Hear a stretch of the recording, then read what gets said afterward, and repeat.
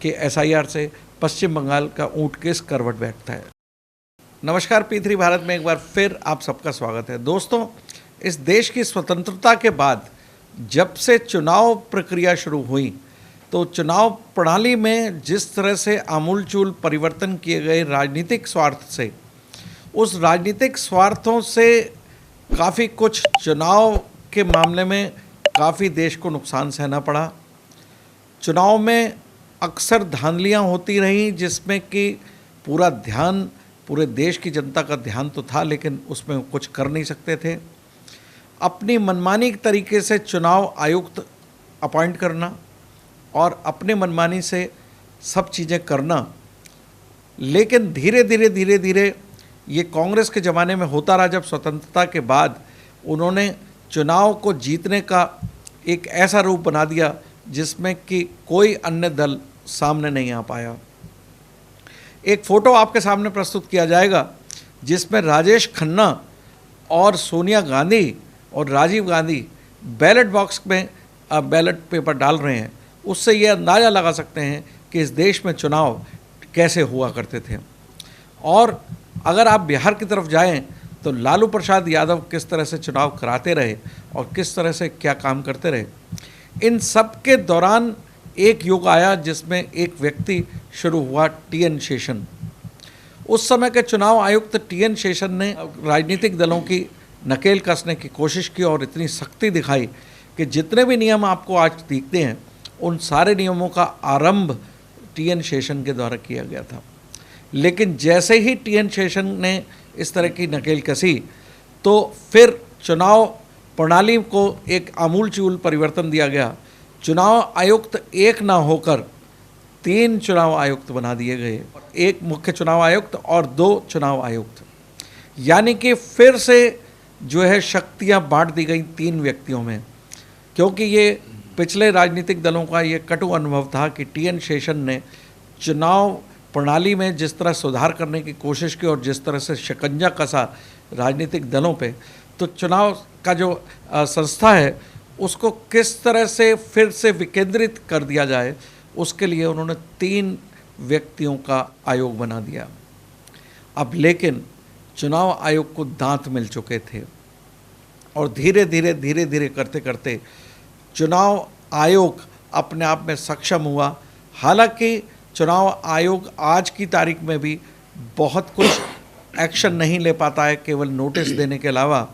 और अभी तक कोई भी चुनाव आयोग ने ऐसा काम नहीं किया जिसमें चुनाव आयोग के बारे में कहा जाए कि किसी राजनीतिक दल के किसी भी राजनीतिक व्यक्ति ने यदि कोई चुनाव के नियमों का उल्लंघन किया तो उनके चुनाव निरस्त किए गए या चुनाव लड़ने के लिए बाधित किया गया। ऐसा चुनाव आयोग नहीं कर पाया। कोर्ट के नियमों के अनुसार कोई अगर यदि सजा याफ्ता हुआ तो उसकी सदस्यता गई, अदरवाइज़ चुनाव आयोग आज भी इस मुद्दे पर कुछ सशक्त प्रणाली नहीं रखता है। लेकिन अब मुझे लगता है कि चुनाव आयोग अब एक चुनाव प्रणाली में एक उनका एक सिस्टम था एसआईआर करना। अब एसआईआर समय समय पर की जाती रहनी चाहिए, क्योंकि जब चुनाव की जो सूचियां बनती हैं उसमें हर वर्ष लगभग बहुत सारे लोग या तो समाज छोड़ जाते हैं या शहर छोड़ जाते हैं या दुनिया छोड़ जाते हैं। ऐसी स्थिति में मतदाता की स्थिति बदलती रहती है और इस प्रक्रिया को मतदाता उदासीन होने के कारण कभी भी अपने आप प्रस्तुत नहीं करते हैं चुनाव आयोग के पास, और चुनाव आयोग को इसमें निर्णय लेना पड़ता है। एसआईआर कमोवेश वही मुद्दा है। यदि आपने देखा कि अभी बिहार में लगभग 60 लाख मतदाताओं के नाम काटे गए और जिसमें एक पूरी प्रक्रिया अपनाई गई और यहाँ तक कि सुप्रीम कोर्ट तक में भी एसआईआर रुकवाने की कोशिश की गई, लेकिन एसआईआर नहीं रुकी। इसके बावजूद 60 लाख लोगों को नाम काटे गए।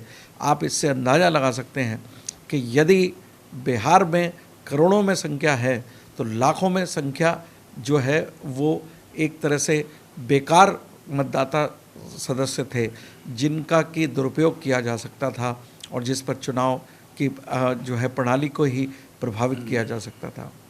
अब दोस्तों एसआईआर पर जो देशव्यापी अभियान चलने जा रहा है, जिसमें एक ऐसे प्रदेश जिन पर कि हमेशा ये आरोप लगते रहे हैं कि उन्होंने चुनाव जीतने के लिए घुसपैठियों को शरण दी है, उसमें सबसे बड़ा प्रदेश है बिहार और उसके बाद प्रदेश आता है पश्चिम बंगाल। तो आज से जब से एसआईआर शुरू हुई है, उसमें पश्चिम बंगाल में ये आग की तरह से फैल गई है कि सूचना ये है कि कई घुसपैठिए अपने बैंक अकाउंट बंद करके और अपने घर को छोड़कर जा रहे हैं। आइए जानने की कोशिश करते हैं कि एसआईआर अगर पश्चिम बंगाल में सफल होती है तो सफलता प्राप्त करने के लिए चुनाव आयोग को कितनी बड़ी कमर कसनी पड़ेगी ममता बनर्जी के लिए, एक बहुत बड़ा यक्ष प्रश्न है। मेरे साथ मौजूद राजीव सक्सेना साहब हैं। मैं जानना चाहूँगा कि पश्चिम बंगाल की स्थिति एसआईआर के मामले में क्या हो सकती है। सक्सेना साहब, एसआईआर अब पूरे देश में, यूपी में भी आज नोटिफिकेशन आया है, जी। तो ये आरोप नहीं लग सकता कि एक पर्टिकुलर प्रदेश में किया जा रहा है। बिहार में क्योंकि पहले किया गया था, क्योंकि बिहार के इलेक्शन ड्यू थे जी। अब बिहार के इलेक्शन के बाद भी उन्होंने अंतिम सूची के लिए नॉमिनेशन तक से पहले दिन का समय दिया गया ताकि कोर्ट में ये ना कह पाएं कि साहब हमें पूरा मौका नहीं मिला जी। अब ये प्रक्रिया पूरे देश में तो नज़र आती है, लेकिन ज़्यादातर प्रभावित प्रदेश वो नज़र आते हैं जिन लोगों ने घुसपैठियों को शरण देकर अपने मतदाता बनवाए हैं। उनका क्या होने जा रहा है, विशेषकर पश्चिम बंगाल? देखिए, कल गृह मंत्री जी ने एक नेशनल चैनल पर इंटरव्यू दिया था और इसी मुद्दे पर दिया था। उनसे काफ़ी बात हुई डिटेल्स में। उनसे जो एंकर महोदय थे उनने पूछा था कि भाई जब बॉर्डर के आसपास का 50 किलोमीटर का एरिया सेंट्रल गवर्नमेंट के कंट्रोल में है, फिर आप घुसपैठ की बात कैसे कह रहे हैं? तो गृह मंत्री जी ने कहा था कि बंगाल का बॉर्डर टिपिकल है। वहाँ पे करीब शायद उन्होंने 400 करीब ऐसे स्थान बताए थे जो कि घुसपैठ को आप रोक नहीं सकते हैं। बोले इसमें राज्य सरकार की बहुत बड़ा भागीदारी है और राज्य सरकार अपने भूमिका नहीं निभा रही है। तो एक तो ये है। दूसरा, बोले कि जो वोटर बनने के लिए जो बेसिक डॉक्यूमेंट्स हैं, आधार कार्ड वगैरह, राशन कार्ड या जो भी हैं, वो स्टेट गवर्नमेंट के सिस्टम से ही मिलते हैं, वो गवर्नमेंट से, वो सेंट्रल नहीं देती। हम केवल वो काम कर सकते हैं, घुसपैठ रोक सकते हैं और एसआईआर कर सकते हैं और फिर हम डॉक्यूमेंट्स मांग सकते हैं। फिर इसके बाद की कार्रवाई उन्होंने कहा था, पर ये बोले कि ये भी हमारे हाथ में काफ़ी कुछ है। वोटर हमारे यहाँ जो बाहर के आ गए हैं, विदेशी आ गए हैं, मैंने वोट नहीं देना चाहते हैं और ये काम इलेक्शन कमीशन का है, वो करेगा। हम जो हमसे मदद देगा हम करेंगे। बंगाल में सबसे इम्पॉर्टेंट देखिए, ये लोकल सेल्फ बॉडीज़ के चुनाव हुए, वो भी इम्पैक्ट उन पर पड़ा जो माइग्रेटरी वोटर थे। वहाँ बिहार का आदमी तो नौकरी करने नहीं जाता है, बिहार का आदमी मुंबई करने जाता है या उड़ीसा करने जाता है और जगह। वहाँ केवल बांग्लादेश का आदमी आता है, सब वेल नोन फैक्टर है।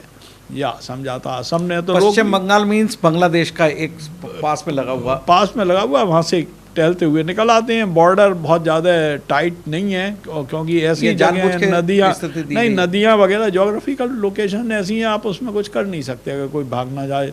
अब डंकी रूट अमेरिका जैसे कंट्री में बना हुआ है, आप क्या कर लेंगे?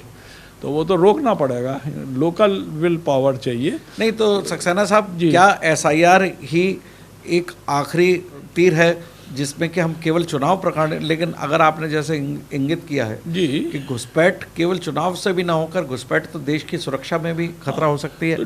तो ये भी पूछा रहे अब कितने आदमी को डिपोर्ट करना है, तो उन्होंने कहा आपको समय बताएगा, जिन्हें डिपोर्ट करना है उन्हें डिपोर्ट भी किया जाएगा। पहले आइडेंटिफिकेशन होना चाहिए। गृह मंत्री बैकफुट पर नहीं आए थे बिल्कुल, और लगा था उनकी बात से कि कोई बड़ा कदम उठाने वाले। क्या आपको लगता है कि ममता बनर्जी इसमें इस प्रक्रिया में साथ देंगी गृह मंत्री का या चुनाव आयोग का? देखिए, जो भी बांग्लादेश से ज़्यादातर आए हैं वो इंडिया में माइनॉरिटी वर्ग के लोग हैं, मुस्लिम्स। और बंगाल की सरकार जो इस समय है टीएमसी की, वो मुस्लिम वोट बैंक की राजनीति कर रही है। तो मेरे को नहीं लगता है ममता बनर्जी जितनी ताकत से लड़ सकती हैं लड़ेंगी। और वो अब पुराना क्या आपको लग सकता है कि हिंसा भी हो सकती है इस मामले में? चुनाव जो प्रदेश चुनाव आयुक्त होगा, क्या उनके कार्यालय को स्वतंत्रता से काम करने दिया जाएगा? सेंट्रल फोर्सेस बहुत स्ट्रांग हैं और ये प्रिवेंटिव मेजर्स ऑलरेडी उठाए जा सकते हैं। हिंसा होने से तो नहीं रोका जा सकता, पर जो कॉन्स्टिट्यूशनल सेटअप है उस पर अफेक्ट नहीं पड़ेगा, उसकी सुरक्षा रहेगी, उसको इफेक्टिव करा जाएगा। क्या आपको लगता है कि पश्चिम बंगाल में राष्ट्रपति शासन तक की नौबत आ सकती है अगर यदि इस तरह की सिचुएशन बनी तो? अब चलन नहीं रहा, एक ज़माने में तो चलन यही था कि जरा भी स्थिति बिगड़ती थी गवर्नमेंट बर्खास्त कर दी जाती थी। अब तो ऐसा क्या कारण है कि गवर्नमेंट बर्खास्त नहीं की जा रही है? इतनी सारी बातें सुप्रीम कोर्ट की कई रूलिंग आई हैं। फ्लोर टेस्ट सबसे इम्पॉर्टेंट है, और जो जिन धाराओं में करी जाती थी अराजकता की स्थिति, उसे सत्यापित करना होता है, वरना ये दिक्कत बहुत बढ़ गई है। तमाम रूलिंग आ गई हैं, रूलिंग के बाद गवर्नमेंट ऑर्डर्स भी निकले हैं। चुनाव कब है पश्चिम बंगाल में? 2026 में।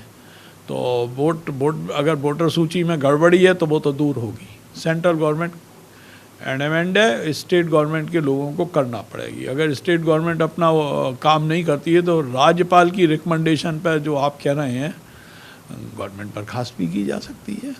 क्या आपको इसकी प्रबल संभावना नज़र नहीं आ रही? क्योंकि ममता बनर्जी समझना चाहेंगे कि यदि इन वोटर्स की, जिनके समर्थन से वो जीत सकती हैं, वो अगर वोटर बाधित होंगे तो क्या वो कार्य विधि में बाधा नहीं डालेगी? और इस तरह की स्थिति आ सकती है कि जब छोटी छोटी बात पे हिंसा होती है, जब ममता बनर्जी फिर से जीती थी अभी पिछली बार, तो काफ़ी ज़बरदस्त हिंसा हुई थी।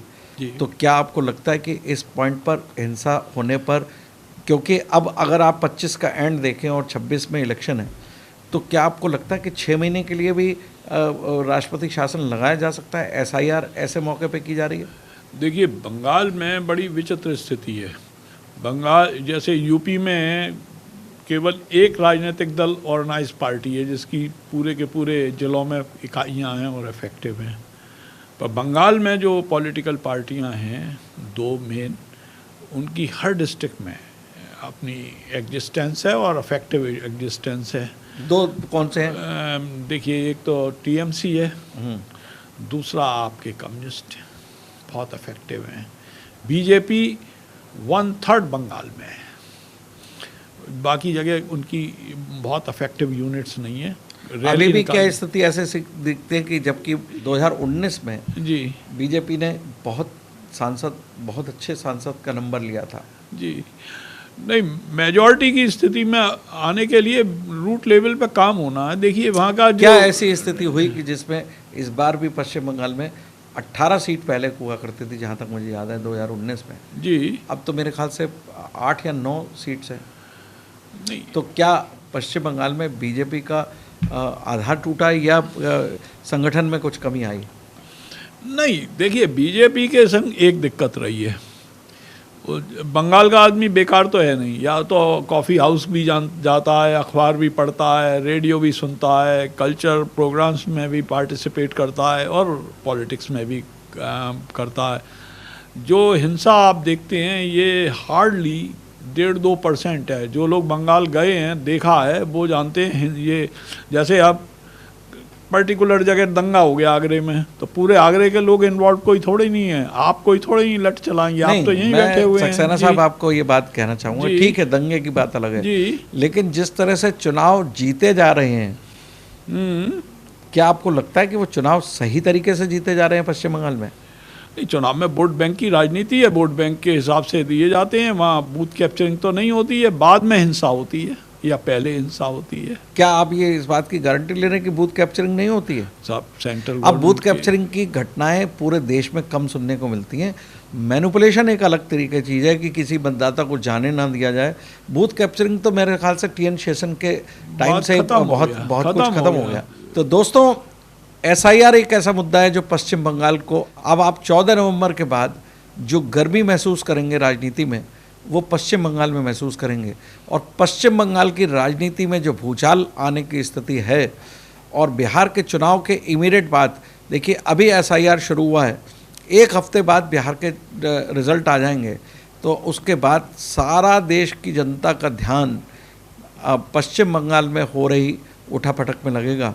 और मैं समझता हूँ कि एक सही दिशा में उठाए गए कदम है कि एसआईआर अपने आप में एक सिस्टम है जिसमें कि निश्चित रूप से एक पर्टिकुलर समय के बाद मतदाताओं की सूची का पुनर्निरीक्षण एक्सटेंसिव मैनर में होना चाहिए, तो वो किया जा रहा है, जिसमें जनता को पूरी अपॉर्चुनिटी दी जा रही है, राजनीतिक दलों को अपॉर्चुनिटी दी जा रही है। यदि वो एसआईआर का विरोध करते हैं तो राजनीतिक दलों को चाहिए कि अगर कोई नाम गलत कट गया है तो वो उनको जाकर जुड़वा लें, जिसमें ये चुनाव आयोग ये नहीं कह पाएगा कि आपके नाम नहीं जोड़े जाएंगे। ये प्रभाव हर राजनीतिक दल पर आएगा अगर घुसपैठियों के चुनाव या ऐसे मतदाताओं के नाम हटाए। तो ये कैसे कहा जा सकता है कि केवल एक ही राजनीतिक दल के मतदाताओं के नाम हटाए जा रहे हैं? तो ऐसा मेरा मानना है कि एसआईआर का मुद्दा बंगाल की राजनीति को भूचाल लाएगा आने वाले हफ्ते 10 दिन में। आगे देखते हैं कि एसआईआर से पश्चिम बंगाल का ऊंट किस करवट बैठता है। धन्यवाद।